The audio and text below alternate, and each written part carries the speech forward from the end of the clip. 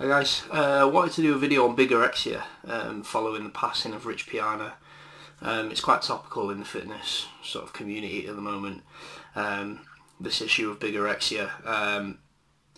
Not specifically linked to Rich Piana's death, but it was something that he suffered with, that he openly suffered with, and something that probably contributed to the amount of steroids that he took. He was very open about his steroid use.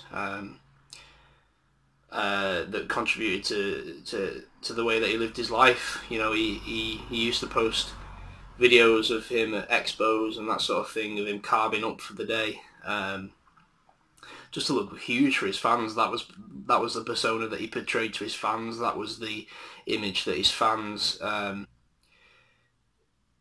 came to see, I guess. I mean, Rich was a giant of a guy, and you know, something quite fascinating to see, because he was just such a big bloke, giant shoulders, giant arms, and that was part of his appeal.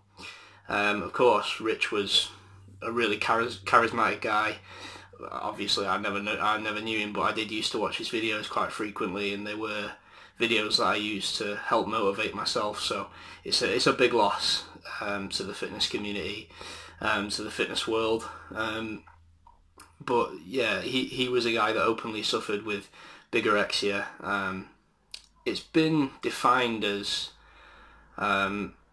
sort of the opposite scale of the opposite end of the scale to anorexia. So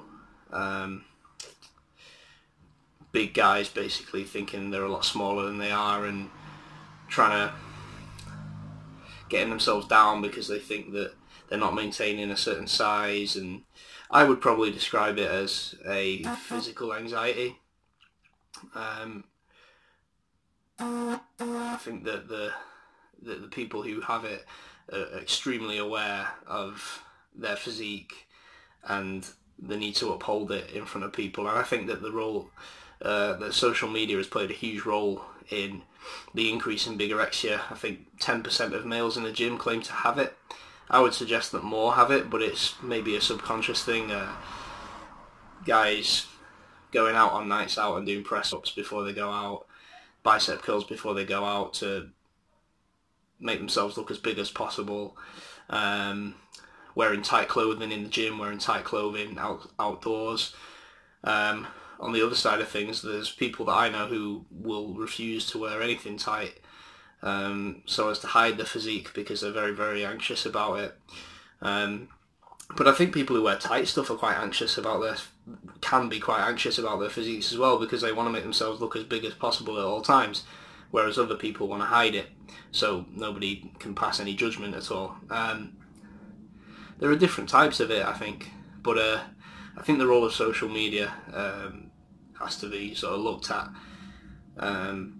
because most guys with Bigorexia are always looking to please an audience. It's the reason why a lot of people in the fitness industry post pictures online. You know, it's whether they like to admit it or not, it's always a quest to gain attention, and a like on Instagram is something that can give people a lot of confidence. You know, there are people who train specifically for photos on the beach to post online and impress their friends with, and then once that photo is posted online and people can see that version of you, you're then under pressure to uphold that image for a long time. So if you come back from holiday and you've lost 10 pounds, you don't want people to notice that, especially if you're in the gym trying to make yourself bigger every week. So social media has put a lot of pressure on people who go into the gym. As I said, you know, I think that social media most of the time, Facebook and Instagram specifically, are a highlight reel of your life. And if you're posting pictures of yourself on there, then you've got to be confident that you look good on them.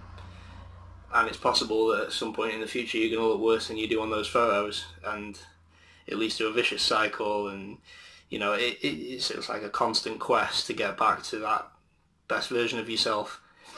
and it has led to suicide in the past and that sort of thing.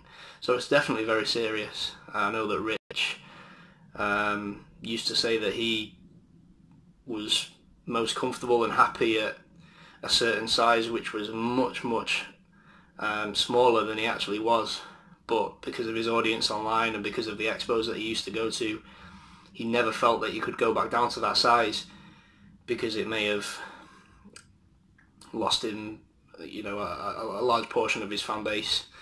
So it was part of his business, it was part of his image, and even though he wasn't comfortable being at that size, he felt compelled to be at that size. And that's what a lot of guys do in the gym, you know. It would be so easy sometimes to just give up, because, you know, you can go in the gym and go for months without putting on any size, and it would be easy to just send you back and give up. But sometimes it's not just internal pressure that makes you keep going, it's external pressure as well, from people who you perceive to be your audience. And even though those people don't actually care most of the time, it can become ingrained in your head that these guys are always watching what you're doing, that, you know, they're also very aware of your physique, and you feel constantly judged, and it's just a huge anxiety, I think. It can be likened to that.